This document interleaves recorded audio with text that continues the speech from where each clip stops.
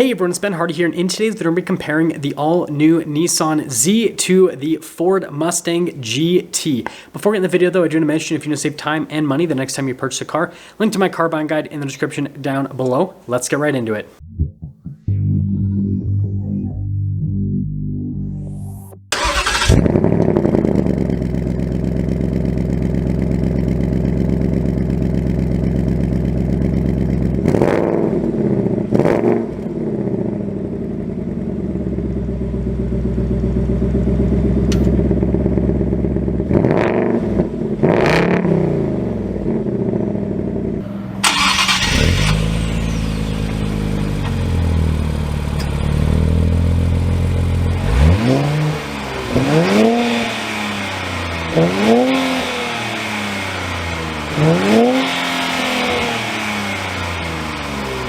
Starting things under the hood of the Mustang, we have a naturally aspirated 5-liter V8 that goes through either a 10-speed automatic or a 6-speed manual transmission. It's good for 450 horsepower and then 410 pound-feet of torque, which is actually down from prior years. That's what happens when you get stricter emissions regulations. You gotta cut the horsepower a little bit.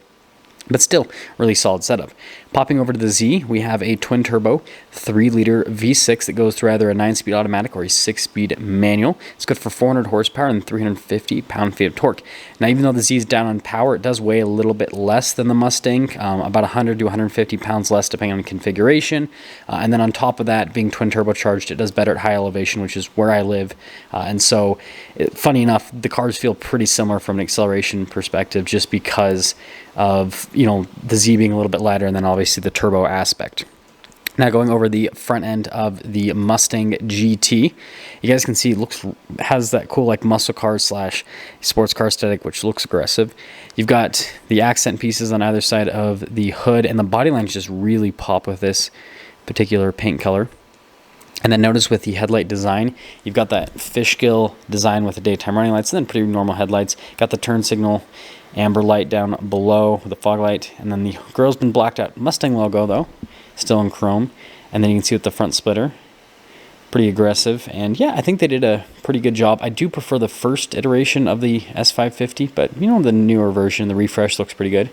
And then going over the front end of the Z, you're going to see a lot of retro design cues on the new Z, and it just looks so beautiful. Again, pictures and videos don't really do this car justice. You guys can see there with the daytime running lights and the headlights. Again, I love the stylistic cues on it. Really simplistic with the design, and when you can actually see the proportions of the car in person, it looks really good because, again, it has that cool retro theme to it, and I think that Nissan just knocked it out of the park with the design on the exterior of the new Z. And I think that kind of goes without arguing. Again, everyone that sees it in person loves it.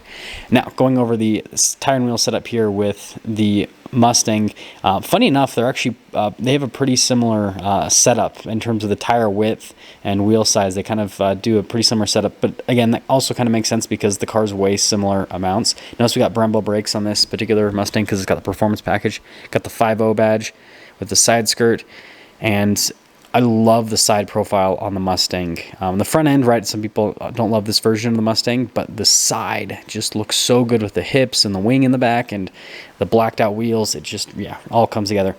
Now you guys can see the tire and wheel setup here at the Z, and just like the Mustang, so the front tires are a little bit narrower compared to the rear tires. And this is the performance version of the Z, so it does have upgraded brakes compared to a standard Z, so they're both performance packages, so they both have upgraded brakes. Kind of makes sense, right? And what you can also see here with the wheel setup is, again, they've gone for a similar thing where they blocked that out, and then notice with the side skirt design there on the side, and then with the mirrors blacked out and the roofs also blacked out. And I think the side view, again, of the Z looks great, especially when you see it in person. You got those hips in the back. Don't have a huge spoiler though, like on the Mustang. They kind of kept it a little bit more low-key with the Z. And then here's a key fob for the Mustang. I noticed we do have the remote start function because this particular one is an automatic. If you have a manual, you won't have the remote start function on it. Now, from a storage space perspective, the trunk's actually pretty big. The Mustang's a pretty long car, but the opening is not the biggest, so that is a slight downside is just getting into the trunk area, and then you get your fix-a-flat kit. It's kind of like a common thing with the sports cars to save weight and also not have to put a full-size spare in. Now going over the rear, I think this is the best. The side of the rear is kind of like the best angles on this car because you got the cool sequential lights there in the back. You got the big GT badge. You got the aggressive exhaust tips down below. And you guys heard the exhaust earlier. It definitely sounds great with the diffuser. And yeah, overall, I think they did a really good job with the rear styling. And here's the key on the Z. It's just normal Nissan key, right? So if you have like an Altima, you get the same key as if you have a Z, which is kind of funny in a sense. But, you know, it's practical and makes sense. Now, I do prefer the trunk area here in the Z compared to the Mustang. It doesn't look as, like, large, but access is way easier. And so, yeah, I think that, you know, doing the hatch design is just the way to go. And I'm sure that they could make that work with the Mustang where they still keep the body lines that they have, but then have a hatch opening. I'm sure they could figure that out because BMW has done that with some of their cars where it looks like a, you know, regular. I know the Mustang's not a sedan, but you know, the point I'm trying to make is it looks good. It doesn't look like a hatchback, but it has a hatch, and they've done that with the Z too. So yeah. Anyways, taillights again with that retro theme look really cool, and then exhaust tips again look really cool as well with the diffuser. But I mean, if we're being honest, right, this doesn't sound as good as the Mustang from an exhaust perspective. If someone put an aftermarket exhaust in the Z, then you know maybe it would sound a little bit better. But yeah, stock to stock though, Mustang definitely, you know what, that V8 has just that growl that you really like. Now popping inside with the Mustang. This is something that's kind of interesting. So they've definitely brought up the interior with the Mustangs quite a bit. You'll notice you've got some nice touch points and everything, but still it kind of looks slightly dated. It's kind of plasticky in certain places and everything, but the seats are nice. And another cool thing about them is that you've got back seats, right?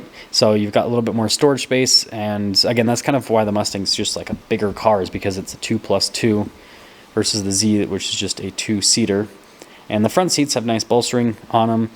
They're comfortable to sit in, power adjustable for part of the adjustments, not all of the adjustments. And you can see the 2-pedal layout with this one because, again, it's the automatic.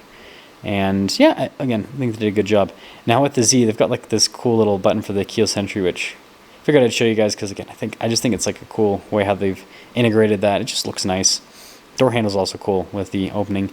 Now from a door panel perspective, here's the thing that's weird, is they don't have as much nice material use as what the Mustang has, but I like the look of the door panel here better because of how they've designed it and with the coloration they've gone for. It just looks better, frankly. They've gone for like that minimalist, simplistic design. Again, the Z is just a 2-seater. I like the seats on the Z a little bit more in terms of the appearance of them. Now, if you get the Mustang with like Recaro seats, those look really cool. But just those base seats, I don't think they look as cool as these seats that are on the Z. And then again, you got 3-pedal layout because this one's a manual. But you can get manuals and automatics in both of them. And yeah, so far so good. Popping back inside of the Mustang, this is definitely a cool part with the Mustang, is the little animation you get there with the digital dash. Now here's the steering wheel with the Mustang. Got nice material use all around. And you notice there's a ton of controls on the steering wheel, so that definitely adds to the practicality. You got the paddle shifters there on the back for the 10-speed automatic with this one. It has adaptive cruise control. So you've got nice safety tech as well with it. It's crazy all the modern stuff you get with sports cars, right? It's supposed to be a car that you drive, but it can drive itself too, which is kind of funny. But here's the digital gauge cluster. There's a bunch of different customizations with like the steering, for example. And this is something that Ford goes pretty heavy in, is the different things that you can customize with the drive modes and like exhaust and steering and all. It just goes on and on and on forever. But really what you need to know is you can see that it changes when you go in the different drive modes. You're probably going to drive it in normal if you're day-to-day driving, and then sport, right, when you're having fun. Maybe you use a little bit of track.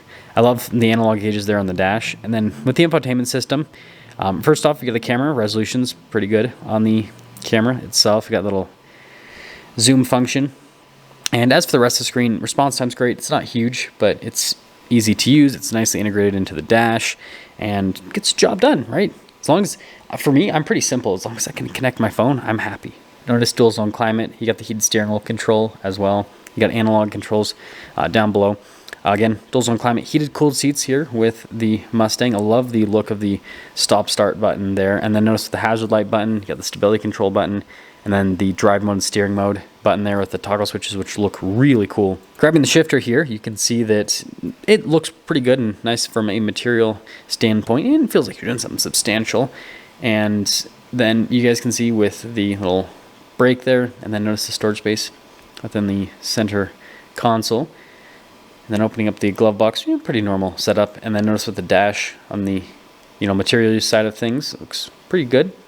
And then popping up top, just normal dark headliner, nothing crazy happening with the Mustang. And going from that back over to the Z, guess what?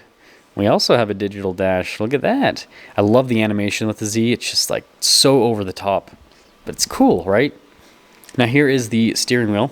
I think, again, Nissan used similar materials as the Mustang, but they've just made it look nicer, right? In terms of the overall appearance on the steering wheel, it just looks like, I don't know, a little bit more special, but regular stocks out of, other Nissan models, so nothing too fancy with stocks on the side.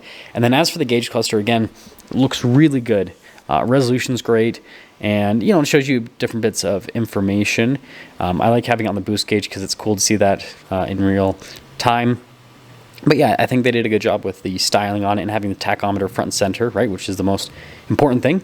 And then we have analog gauges just like the Mustang here at the top, like one of them shows boost, for example. So you can have two boost gauges up at once, which is kind of funny.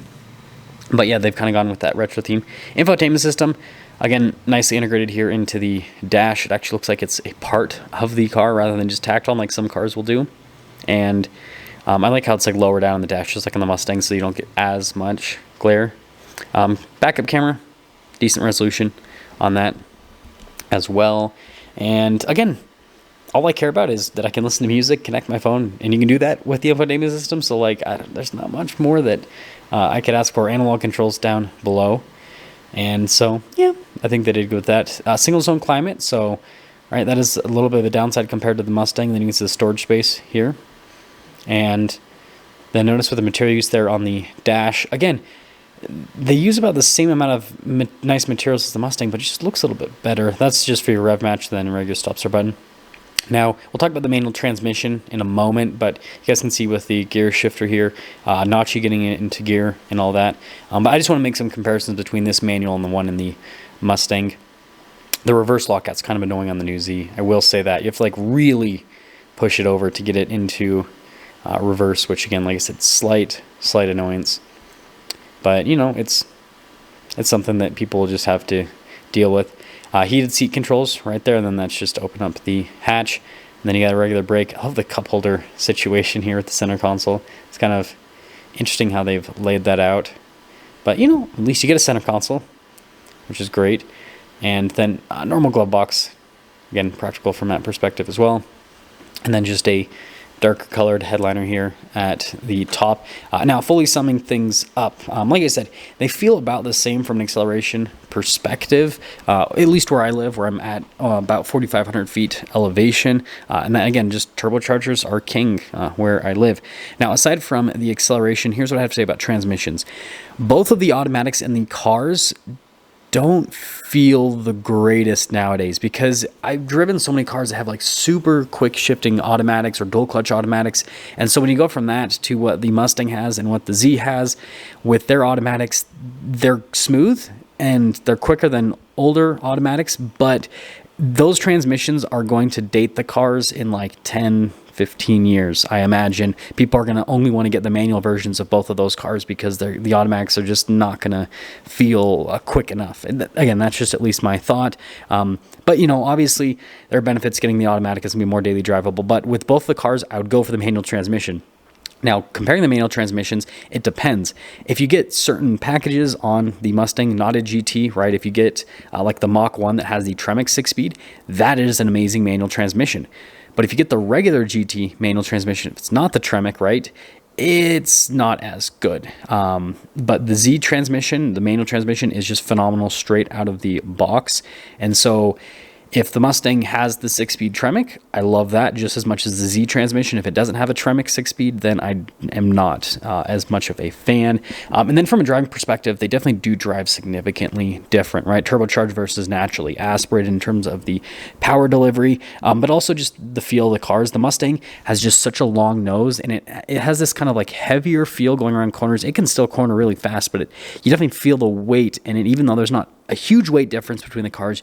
You do feel the weight in the Mustang. You feel like you're heaving around more car, whereas the Z feels like this more nimble, planted sports car. So basically, if you want that kind of like in between muscle car and sports car feel, that's what the Mustang's going to give you. And again, big naturally aspirated V8. But if you want kind of like a nimble sports car feel, that's what the Z is going to give you. Similar acceleration and all of that. And so again, it's just going to depend on the style that you want to go with from a driving perspective. Let me know what you guys would pick.